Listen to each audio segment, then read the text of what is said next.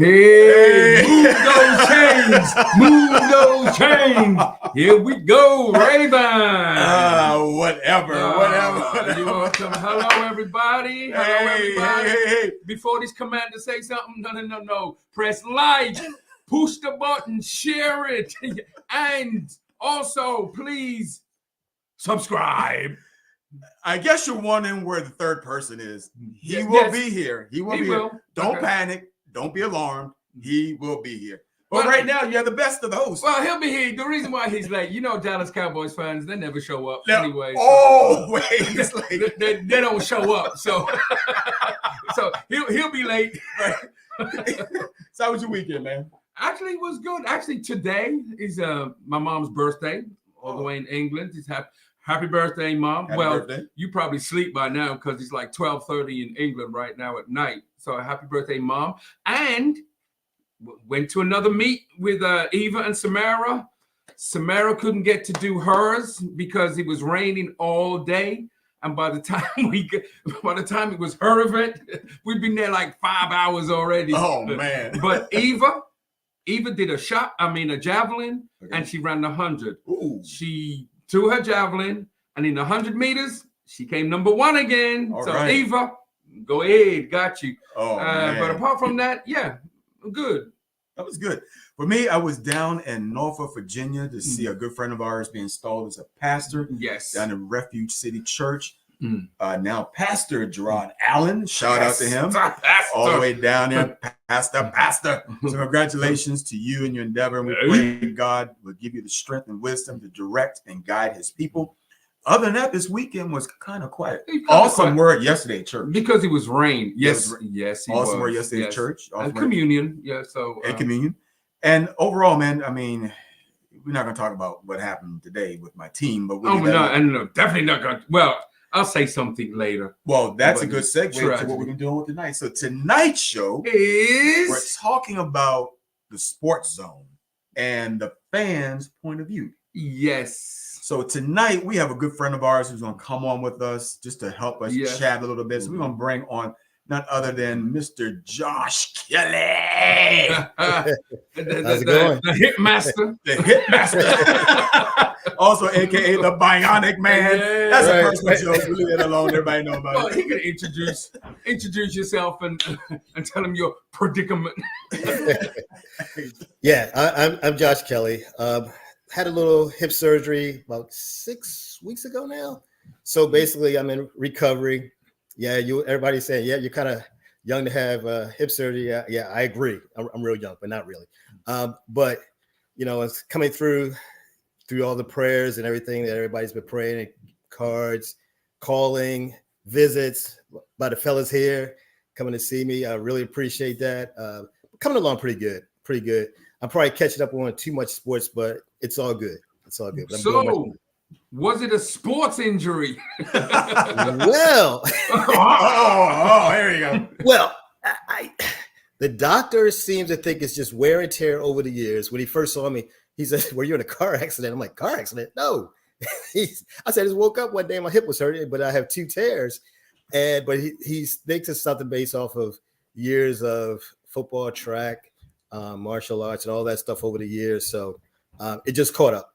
So I'm assuming that's what it is. But I like to say I was dunking on somebody and it happened, but that's not what happened. So Josh, you had a son that was almost gonna go pro, right? In his mind, no, he was what a dad! The truth. Both of them played football. He did run track and football, and baseball in high school. And my daughter Jasmine played. Actually, Jasmine played most sports. Believe it or not, she was the master of all the different sports: soccer, golf. Believe it or not, golf. Female Tiger Woods type. She did track also.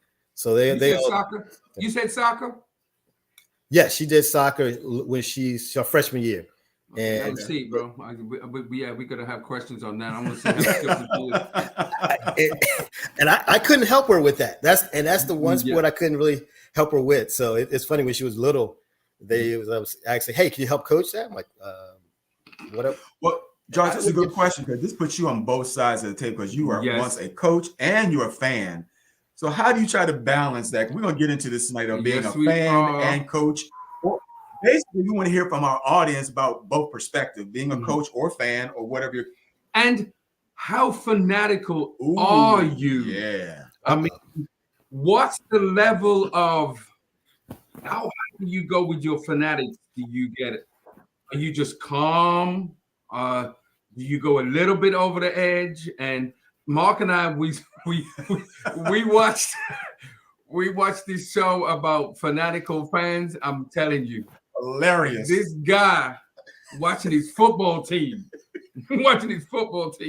and he was like in the stands watching. He said, "Oh, you know what? Actually, it was the Seattle and New England game, right?" And he kept saying, "You better give that ball to Michelle. You better give that ball to Lynn. Do not throw it. Run the ball. Do not." And you know what they did? You know what this fool did? He ran into his TV like he was tackling it. Went through the television. He went through the TV. Through it. Then he brought it back and slammed it on the. Wow! It cost. Tackle the TV. I mean, that's way above our pay grade. Yeah. So Josh, what do you say about that, man? Yeah. Yeah, so and it's funny because having all kinds of perspectives, being a high school coach right now, and hearing fans in the stands and seeing fans, and being a parent of a high school kid now, and then being a parent of a kid that was in college that plays, it's just, it runs the gamut. And then hearing parents that complain, and it's just, and then you would think that they were out there playing. Often that's a whole nother thing where parents are living through their kids. So they think they're running or jumping or leaping, and it's a thin line between that right there. But yeah, some of these fans. I mean, it's going to cost them in the end that you breaking your TV. That's crazy. And he's not the only one. I mean, we saw a whole lot. I think the one that got me personally, which was hilarious, was the father was at his son's house watching the game, and this father, this father was like in his 70s. Probably 80s. Yeah. So he got upset that the game wasn't over. He got upset, took the big widescreen TV, threw it on the floor. After he threw it on the floor, he took a table, threw it on top of the TV, then came back, got another table, threw it on top of the TV. Went in the kitchen and threw some plates with food on it on the TV. And a wrench. And then a heater. And then he got the space heater and body slammed on the space heater. Oh my goodness. And the son kept saying, Dad, the game is not over yet. Then he took the credenza that the TV was on and then slammed that on top of it. What? all his son could say to him also was, to his other brother was, unplug it. Unplug it, because I don't want no electrical. It was too late, bro. He was way over. He was angry. Yeah, that's unbelievable. I mean, you would think that they're being paid by these organizations. Look, until they start paying my light bills or paying for the mortgage, I'm a fan, get upset, but I ain't going overboard. I'm not breaking up in myself. TVs here. I know. Right. Exactly. I mean, exactly. Well, this is a question. Do you think when fans do this, what do they think about the day after? Because they can't watch no sport. It's like the day after. It's like, what did I do? Yeah, what did I just do? Right. It didn't change the outcome of the game. It didn't do anything. They're like, what did I just do? But that's like the father. Yeah. Now they have to go buy a new heater, a new TV, a new credenza, some new plates, and so he was. Yep. Exactly. But we'll go with a question. Go ahead. These are quick. These just comments. Yeah, right? comments. Mixing some tech training for the grandkids too. Oh my goodness! Yeah. What's tech training? So we're just looking at some of the comments. What is tech training? Right. Oh, okay. Someone answer me, please. Wait a minute. Whoa, what's up? What is tech training? Maybe we'll get that comment come back a little bit later. We'll go with that one. I'm assuming because there's so many different types of training out there now. I know I know a lot of different training aspects of different groups that have training for young athletes. I mean, it starts so young. Yes, they do. With training, and if you're on a next level of athlete, if you don't get trained, you're actually not going to go any further than that. Mhm. It's just how the game has changed over the years. Where you could years ago, you could play in the backyard, you'd be good to go. But if Right, you really right. try to take it to a different level, your competitors are having some sort of training at a young age. Mhm. And So when they I don't get know if young that's- like that, yeah. So now you can go to college and get paid. oh, that's a whole other subject. So Yeah. I know, but that's Yeah, the yeah. mindset now of kids now when they're young to when they go up to that. So it's like you don't have to wait for pro. No. So that's another different ball Well, game. let's take it another step. I believe, if I'm not mistaken, I believe it was in Oregon. It may not be Oregon, but there's one of the states where looking at NILs for high school kids. Oh, And so okay. that becomes, and truth being told, in the private school sector, when there's recruiting going on, it's how much is the other school, or can they offer this? Can they offer that? Those types of things in different avenues. But it's a whole different ball game. It's not take the ball aside, throw it up in the air, you're good to go. It's not like that anymore. So that's going to come into our next question: parenting. Ooh. So, like you said, now you can get paid in college. Now you got these young kids. Now they're training. I've seen it already. You've seen some of the parents. They go hard on their children. Oh yeah. Oh wait, you better than this. When technically, they not. You're terrible. Yeah, you're terrible. you trying your best, but you under pressure with your parents. But you ain't that good, really. But No. we give you thumbs up 100 for trying. So parenting, how is that? Speaking from a parent. Okay. See, and this is all so much going on right now. Being sitting on the couch and not being able to be around coaching, you get to see a lot of different things. And one of the things is where parents feel that their kids should be on the field. And we were, as coaches, sharing a post regarding a coach that puts it this way. So if a parent comes to you and saying, my kid is better than this person, okay, tell me which kid you're talking about and why you feel that you're better. And we're going to have a meeting with that kid and their parents, and we're all going to come together and tell to them why you feel your kid is better than that. And the coach says it's never moved on past that. Once it says they got to confront the kid and the other parents saying why I'm better, why they think they're better, and have that meeting and break it down, then it moves forward from there. It has never moved forward. I'm like, oh, that's an idea, because now every kid thinks that little Jimmy and Johnny is much better. Yeah. Well, hold on a second. Our other co-host Let's is just go. the Zamboni's about to come on the ice. But I don't know. We should let him on the ice because he's a Dallas fan. So, I don't know if we want him on here or not. Hey, look, I didn't say, I said mine before that. That's why the Zamboni just left the ice again. He just went out. I'm not being a part of this. So, Hey, man, welcome back. How you doing, sir? We're about to put up a comment before you say something. Hold on here. Hold up. No. Wrong one. Yeah. Where did it go? There we go. So here goes my daughter. Okay. So I'm definitely a more aggressive player than a coach. I hate losing, but I hate it more when I'm actually playing laugh out loud. So that's my daughter after my own heart. So she says she's more aggressive playing. Yeah, I was the same. And just like I was telling Mark, this was in England now, because I don't do no competitive nothing over here, is when we lose or when I lost, I was like a mute. No one could talk to me for a couple of hours. No, just leave me alone. I'll be fine after a couple of hours. But since I've been over here in this country, of course, it's a different level thing. Right. And plus I have children. I went with sports. So I understand what my daughter was saying, because I remember she was playing softball and Rachel was shouting stuff at her. And then when she got back, Rachel go, why was you ignoring me?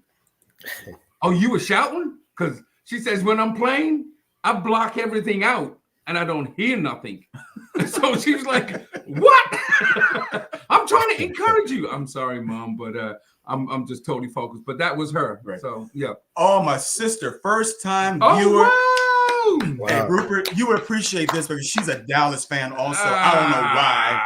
But look, let me tell you the interesting dynamics of my sister's household. No, he Because my other sister lived there too. So my sister's a Dallas. Her husband is a Philadelphia Eagle. And my other sister is a Commanders. All three of them in the same household. Go figure. But in the same division. Same division. I know. It's interesting dynamics. But anyway, hello, Jeanette. And Rupert, you probably met her at the play. You were sitting next to her at the play. You probably remember. Yes. And I'll turn the controls back over to you, sir. So you Yes, can sir. from there. So, Josh. Yes. Looking at the fanatics again of some crazy fans, what are some of the most, or should I say, what are the most outrageous people you've seen while coaching? Oh, or you okay. witnessed? Gotta have one. So let's. I can take it from coaching, playing, and going to away games. Let me take I went to a Maryland game. A bunch of us went up to a Maryland game, Maryland versus West Virginia. Oh. Everybody knows that West Virginia, we don't like them. They're just Right, country right. hillbillies.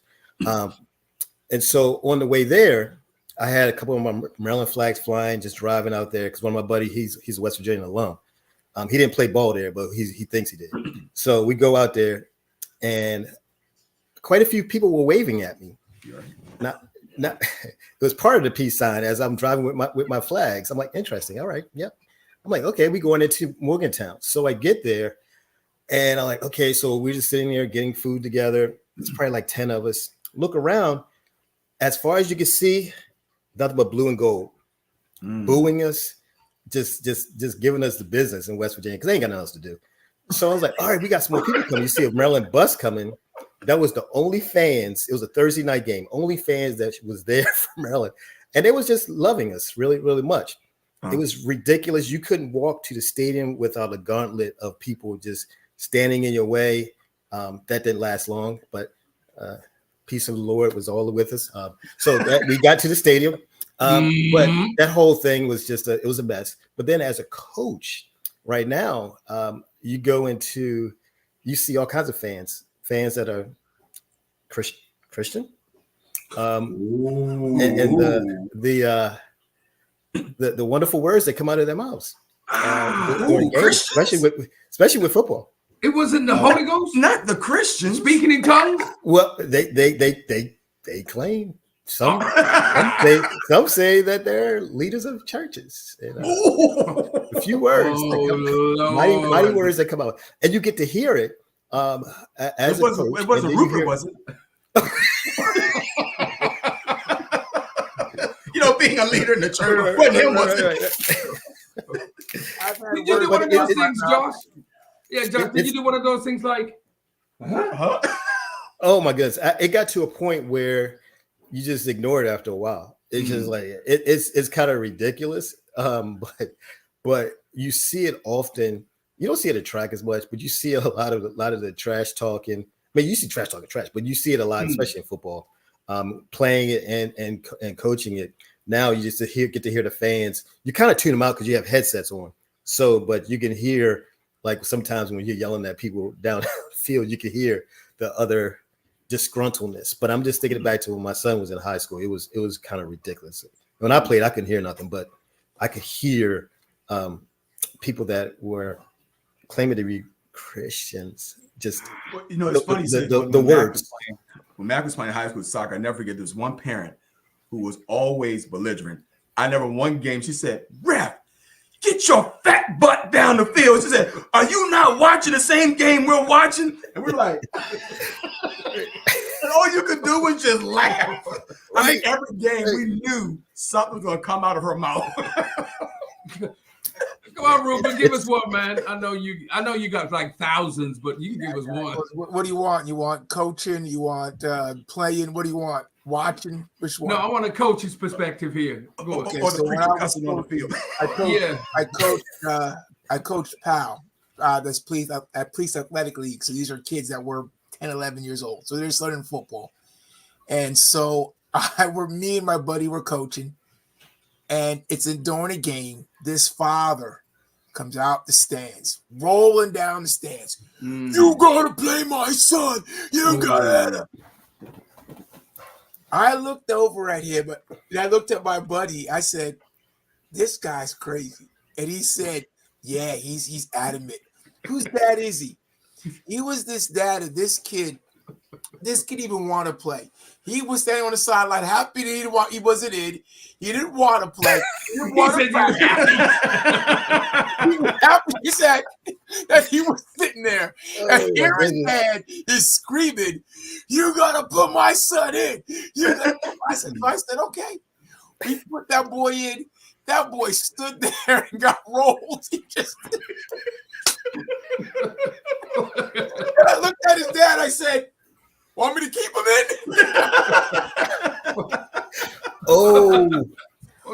That brings to memory. Let's think of Little League. The smallest kid in the world we had on the team. He would get his minimum 6 plays. This was in Little League. His mother said, "Please put him in. Put him in. I don't care if you get ran over." I'm like, no. Yes.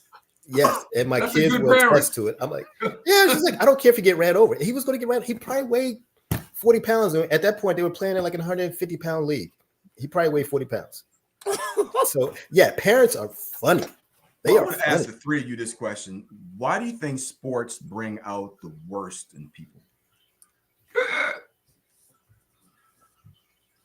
The worst in people? Mm-hmm. I can tell you why it brings out the worst in me. Okay. All right. Because I'm competitive. Okay. I'm competitive. I when I was playing sports, I didn't want to lose. Okay. I wasn't a bad loser, but during the game, I want to win. So you could be my best friend, but we on opposite sides. I want to win. If you were on my team and you were messing up, I let you know because I want to win. So it brought out the worst part of me. And it wasn't like it was super crazy, but it was like you guys hear me laughing and talking now. And even when we play sports now, I don't get that crazy. But when I was in competitive sports, bro, yeah, I'm with Rupert. Bishop, I've changed. I'm cool now. Yeah, it doesn't bother me like that. And plus, I got children. I just want no light in the honey while I'm over this room. But in England, he may be a British thing, but in England, to lose, I'm like Rupert. It was pride, the emotions take over, and I hated to lose. I just didn't want to lose. And even though you lost, that's why I said I think it was best for me not to talk to nobody. Because if someone see, in England, I don't know. In England, they talk trash.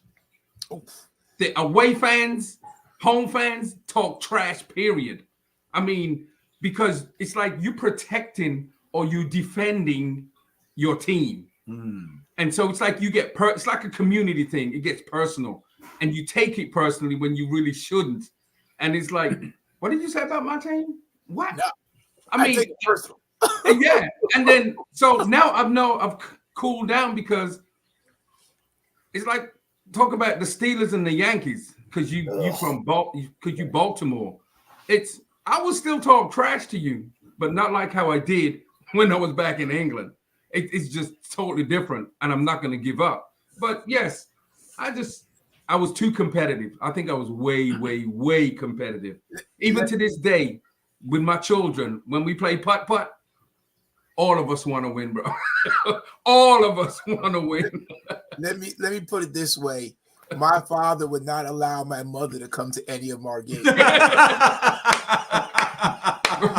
Well, I was blessed enough. My parents ain't come anyway, so. Hey, Josh, before you say yours, you gotta say your famous line. Let's do it again. Let's let's share, push the button, and let's subscribe. As you saw that I was in a black Raven shirt. Now I'm in my local Birmingham City soccer shirt from England, who just got relegated to Division 1. So if I was back in England, I wouldn't be like this now. That's a sports show because we got relegated. But my pride still is with my home team, and I'll never leave my home team. Go ahead. And please send your comments or your questions. We'll start showing some momentarily. I'll turn that back over to Rupert so he can put some up on the screen, and we'll go from there. Well, you ain't saying nothing yet. No, I was waiting for Josh. I was asking you three that question. Oh, my bad. Oh, no, remember I said the Four Horsemen. He's gonna go. Oh, someone's trying to say hello to you, Josh. That's Dexter. He says he misses you from good, man. Well, I'll do this for him. Appreciate it. I'll do that for him, okay? You're welcome. There you go. No. It's definitely. I think over the years I've changed because when you're definitely playing competitive sport, you would have to beat me. I mean, there's no way I wanted to lose. I mean, there would be a couple of days, especially after a hard-fought football game. You need some time because you got beat. I mean, every game is you're feeling it. So it definitely it's changed over the years. Even right now, we as coaches, there's 48-hour window. No parent can come to us right after a game because that would not be a good thing, especially after losing. You do not want to come to a coach after a Friday night game after a loss and say what you didn't like about what was called, what was like that, because you may not get the right answer that you want to hear. So if there is maybe it's 24 hours. Maybe it's a 24-hour window. You can't contact. So, but that was like my kids. Yeah. When with my kids, my children, sorry, not kids, with my children, they didn't want me to let them win. If they beat me in the sport or whatever we did, they beat me for real. So it was better for them that I'm like, why are you cruel to your children? Well, speaking of cruelty. Oh, he was cruel. No, see, when my son played high school, I was one of the announcers. And so at the beginning of the game, I always asked for the team roster. So that way I can start practicing their name. Because, last names can be kind of hard, especially if they're African or whatever. So I never forget. We were playing one team. I botched so many of the players' names until the players across the field was like, my name is so-and-so. They actually yelled. Yeah, they yelled at. I'm like, that's why I wanted the roster ahead of time so that way I could enunciate it correctly. Because my team, I knew their names. I practiced their names. I knew them. But the opposing team, once I got that roster, your name wasn't Smith, Jones, Johnson. It was being messed up. Runkowski, Malkovich or something. And I never get that. And stuff like that, man, I can laugh about it now. But at the time, you're under pressure because you're watching the clock. You gotta make sure the clock is stopped right, and you're making sure everything. You gotta play the national anthem, and then you get. Each school has that public service announcement about respect the players and coaches. You got to play that service announcement, then the national anthem. Then you got to make sure you're watching the ref. Make sure he's looking at the clock. Then you hit the button the right time. He's telling you going like this, sending you signals. Sometimes you know what he's talking about. I like what Nadine just said. You know what? I like you now, Nadine. Yes, we do. Gladiator mentality. That's right. I won't kick the cane from you on Sunday. We'll help him with a cane this time. Right, what was it Ken say? Gladiators back then used to distract the public, and they are used for the same reason today. So, Ken, are you not entertained? Are you not exactly? We got gladiator sports. Ken don't play sports. He played cricket. No, he don't play cricket. I don't know. I thought he played cricket. Is cricket actually a sport? Hey, stop that, man. I'm just asking. Bro, now Lauren's going to come on to you, bro.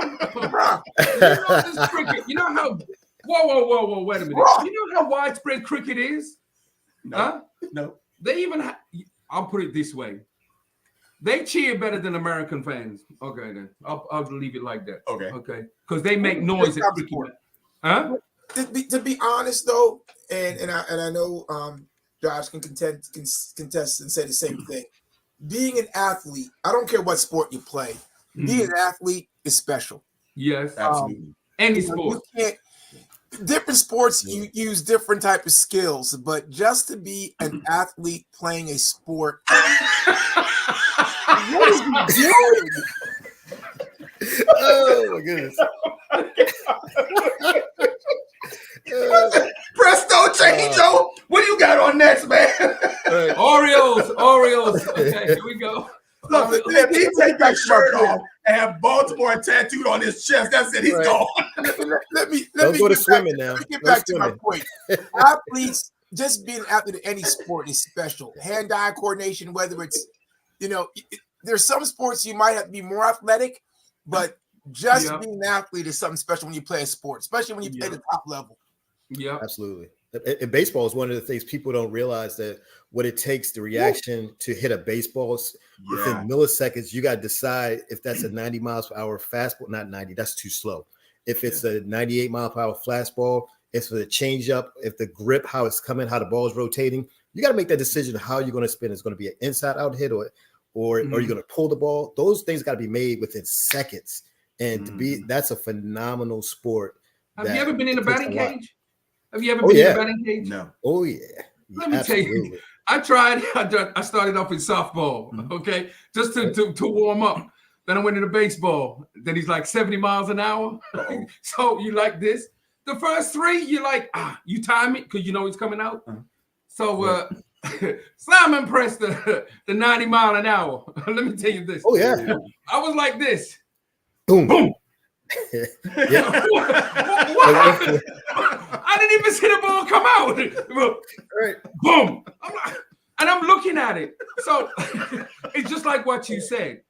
That's just a straight fastball. Now you're gonna have a curveball, a dip ball, a sinker. A sinker and all this. So and the knuckleball. I quit baseball freshman year. I said that ball comes way too close. Yeah. These two trying to hit me with this ball. But you know what? To your point, though, because you're being a parent, you watching your child out on the field and they get hurt. You know, here it is. You know, I'm the team manager, and I see my son get hurt. I'm like, my reaction is father. I'm not thinking about nobody else. I want to make sure my child is okay, because there was one practice I never forget when he collided into the goalkeeper. Both of them hit and they both fell out. I'm like, oh no. So I had to run real quick to the nearest 7-Eleven to get some ice, because they didn't have ice in the cooler, and make sure they both were okay. They're like putting their thumbs up at me. Because, you know, concussion. You left the field just to go to 7-Eleven? I had to go get some ice. Because there was no ice in the things. I had to make sure the boys were fine. I was like, look, because his father wasn't there. So I'm looking out after him as though he was my son as well. Because it's a parental thing. When you see a child hurt, you automatically going to step in. What was before that? You're not going to help out. I'm not moving. I don't know if I'm going to 7-Eleven. I ran to get ice for them boys. The coaches should have had a bag of ice. They should have, but they didn't. Errors are different. Errors are different. In my era, as a parent, don't you come on that field. Don't you, as a parent, I can get hurt. Wait till I'm pulled off. Don't come on that field, because the worst thing is going to happen is not only will your team josh you, but the other team now has a whole bunch of ammo on you. Yes. Young man, get your mama. You're going to get your mama, because I'm going to put you out again. You hear all that stuff. Oh, yeah. When the other team start trash talking you, whatever sport, now you gone to a different level. So mom and dad, that's why mom didn't come to games, because mom would have came out to the field. Dad knew not to come out in the field. And it just, in our day, it was just different. Like today, I think parents more so do it. But back in, you didn't do that, because it was just too much ammo for us to throw at you during the game. So real quick, what my sister's referring to, when we were younger, he's being chased around the table for the last piece of pie, a sport. She took that last piece of pie I wanted. I chased her around that table for it. Did you catch her? Is it a I got it. Did you win? I got it. So you ate the whole pie? No, it was the last little piece of pie. Yeah, but did you? So you had it? Yeah, I got it. And you took it from her? No, she had it. I took it from her. Ouch. Okay. Somebody explain to Brother Keith what we've been talking about the last 15 minutes.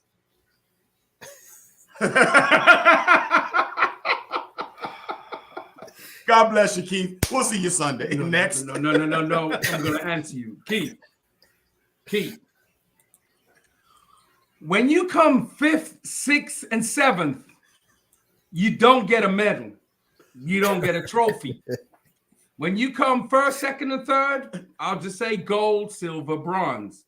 4, 5, 6, 7, 8, come back another time and try your best. Keep working. And keep working at it. Right. And it's not okay. But now, thank you. Now society is saying to you, it's okay. And it's really not okay. No. Competitiveness can still be, it can still be good. I mean, I'm not telling my granddaughters to try your best Right back. Keep talking. and come fifth. Uh-huh. It's like next time we run, we're gonna try and do this, or we practice. But no, Keith, I'll see you on And Sunday. No, that happens. And that spills over to real life. No.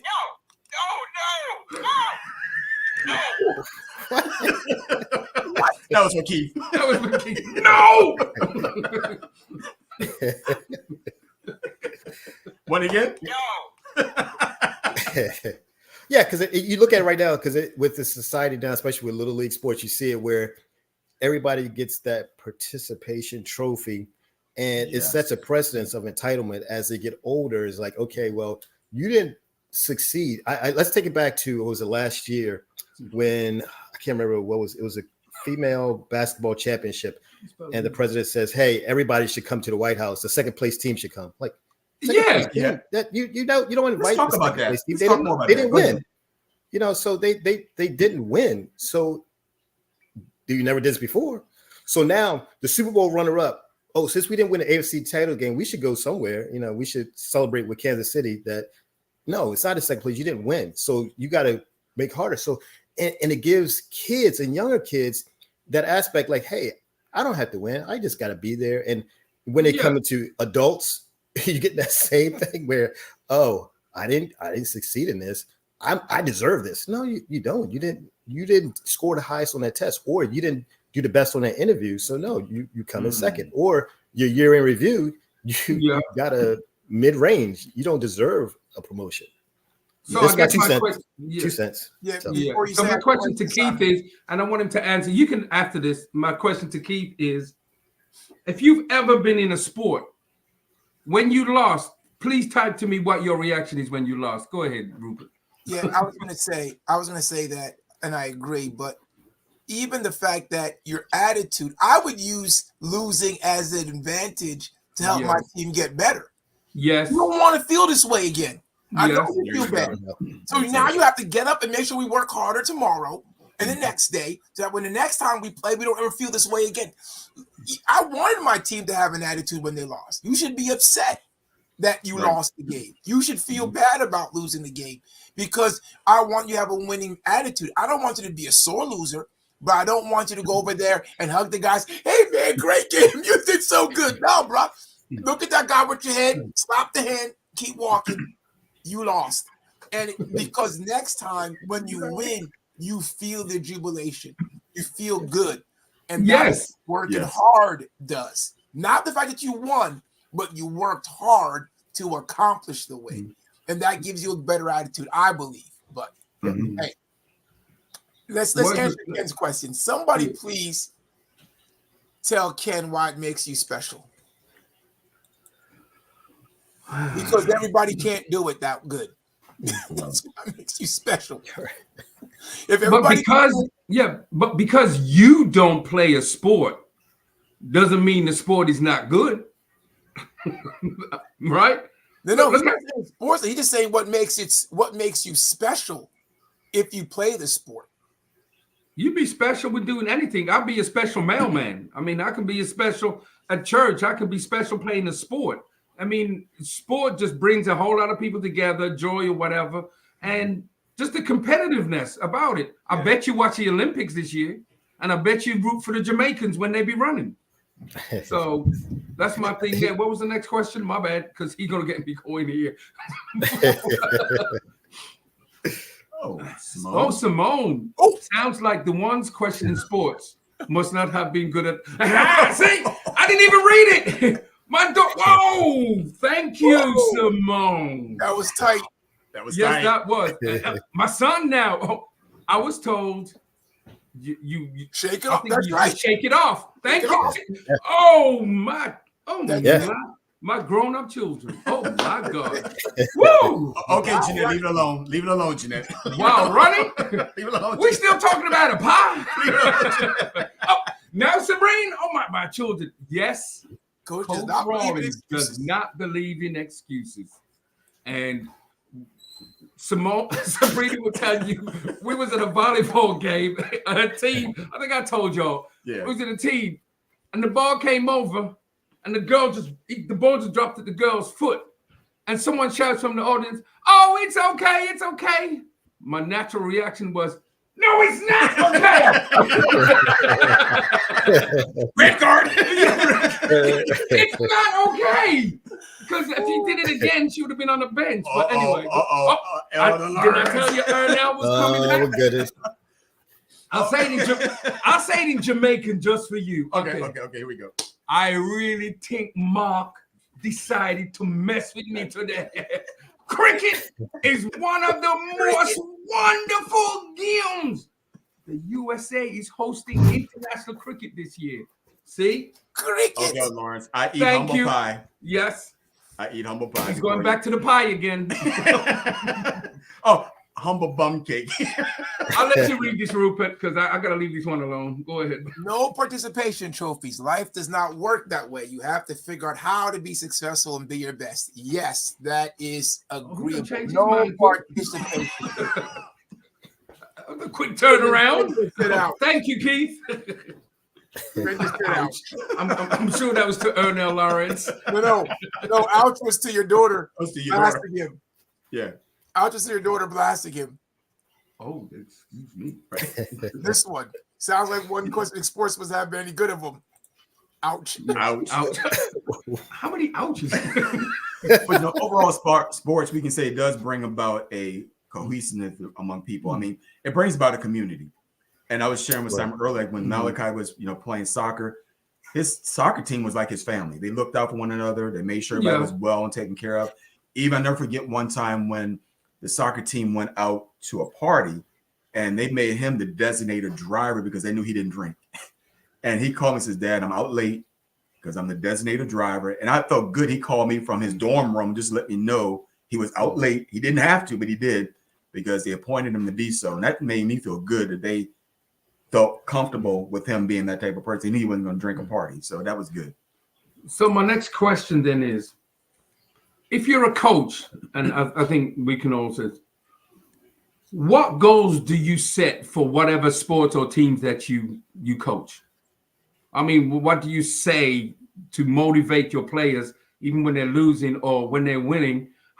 What do you say to your players? It's okay. During a game. It's okay. Don't look at me. Don't even look at me. It's okay. I'm getting ready to answer. Especially from a commander. It's okay. Go ahead. For the season.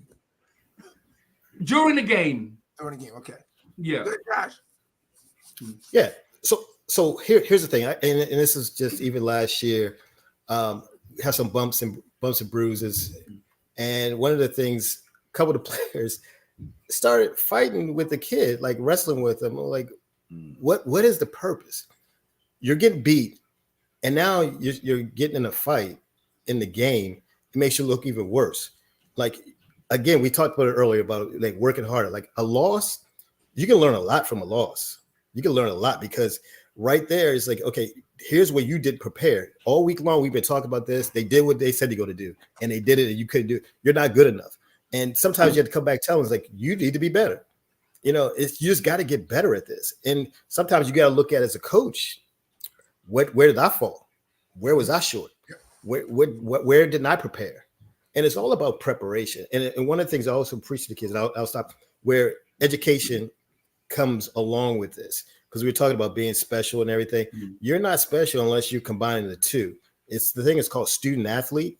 And you can walk around here with terrible grades and you thinking you're doing something. You ain't going nowhere. All these coaches have to go through the portal, have to look at all this information. You have to get your grades straight. And that's one of the things we talk about with them. I know what Rupert's going to say about this one, but are you a coach who gets in the player's face? Or are you, you can do better than that? Tell me. I can imagine what Rupert's going to say. No. So if my voice raised, they know something has gone really, really bad. I will come over to you and I will give it to you in your ear. And like, they will let you know. There's coaches that we got enough coaches that will read you upside down. But if my voice is raised, things must have gone way wrong. And we have a real problem at that point.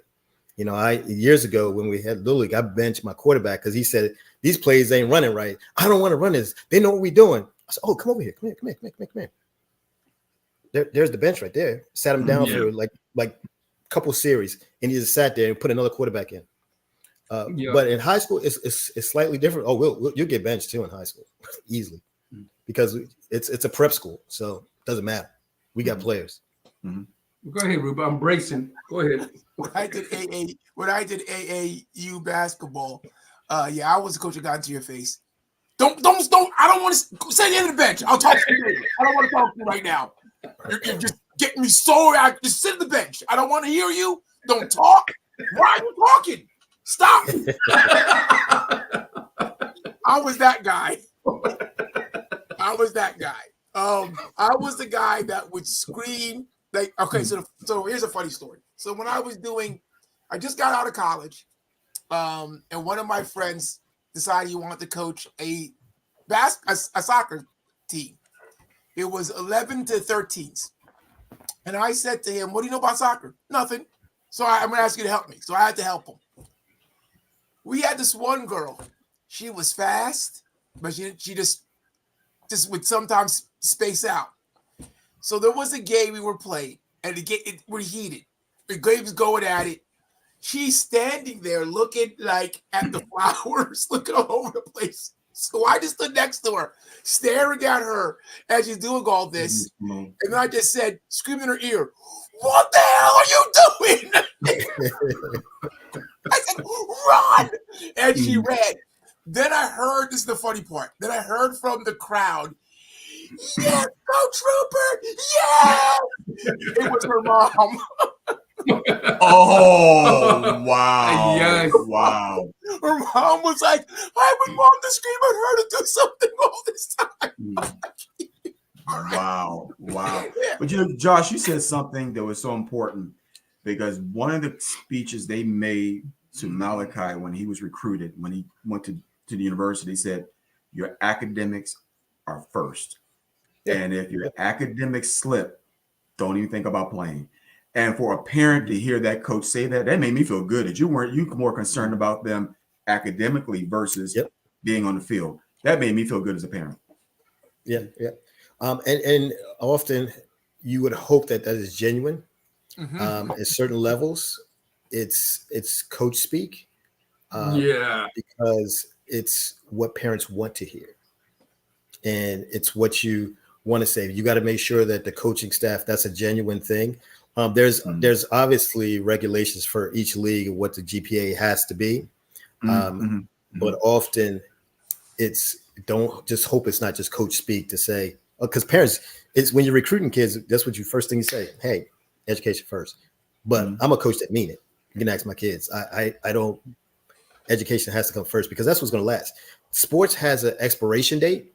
Anybody that steps on the field, you always there is an expiration date. That once you step on the field, the first time you played, your expiration date is starting. So you should use sports if you're good enough, if you're blessed enough to be that good, to use it as a vehicle to get a better education. Yeah, and as far as coaching, I guess in between. I'll get to Ken in a minute because my name is Simon, not Simone. I have a daughter called Simone.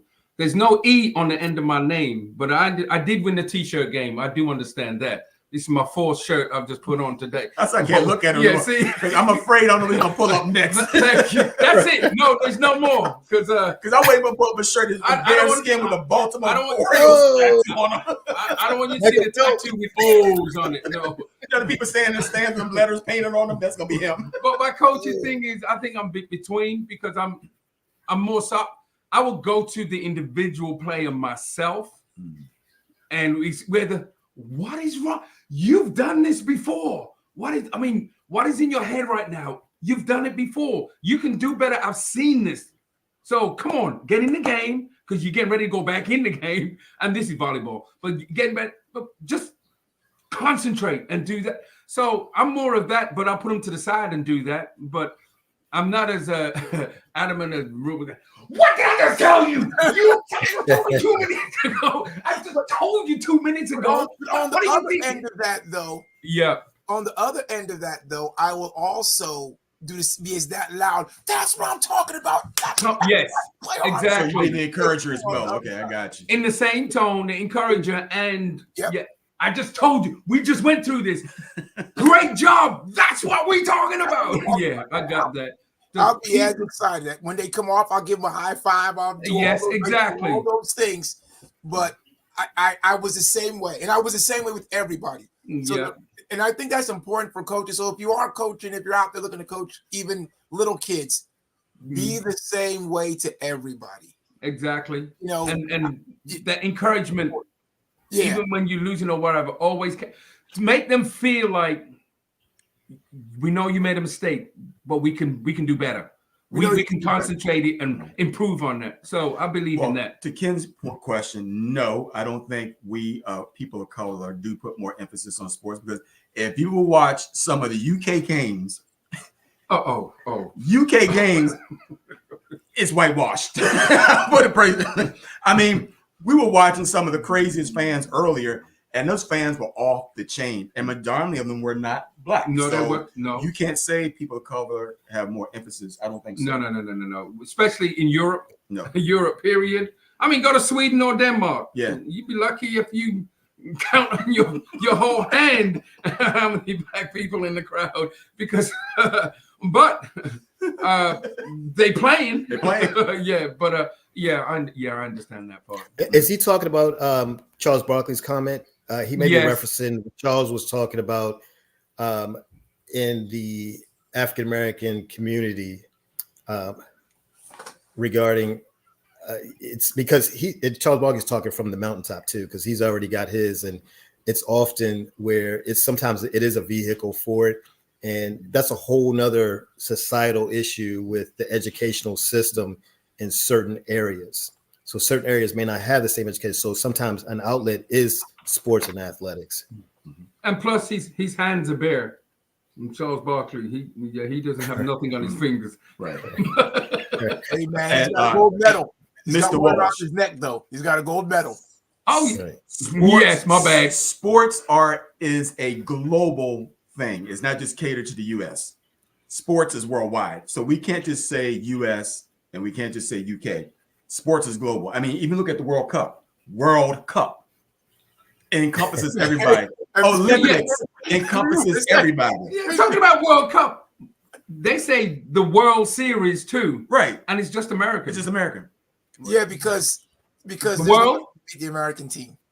Okay. The world of okay, my bad. It was gonna be the American. Series. So you look at the Olympics. It's almost gonna be the American team. So But look, the Olympics are coming up. That encompasses everybody. NBA finals are coming up. The ice hockey finals are coming up. The FA Cup in England is coming up. So this is oh my bad. Right. Hello there. Wow. For viewers, that's his sister saying, welcome. Honestly, Rupert's team loved him. The game within the game. Oh, that's my son. My bad. I'm mixing up. How do you prepare your players mentally? The game within the game. We have 5 minutes. Yeah, that's a great question. Good question. Mm-hmm. Yeah, that's a great question. Yeah. I can take it from one of the things. It is about preparation. So leading up to the game, you can tell the teams that are not prepared. Did you watch game films? Are you doing what you need to do from taking care of your body? Often players and little kids, they just eat whatever. And if you eat whatever, if you really want to compete, if you can get a team that studies, does what they need to do, preparation, playing, and focusing within practice, and that it entails, you'll see a winning tradition within that team. Some teams maybe out more better athletes, better this, whatever that, but you could tell a team that's been prepared, because look at some of the Duke teams of years. I can't stand Duke, sorry about that. But look at some of the Duke teams. They weren't the greatest athletes. Now they are. I mean, they've finally gotten around to recruiting. But you know what? They were prepared. You look at the Naval Academy. They don't have the biggest guys in the world, but they're prepared and they're physically believe that they can do it. They will run through a brick wall for you. Yeah. Oh, you can. And my son he made that comment.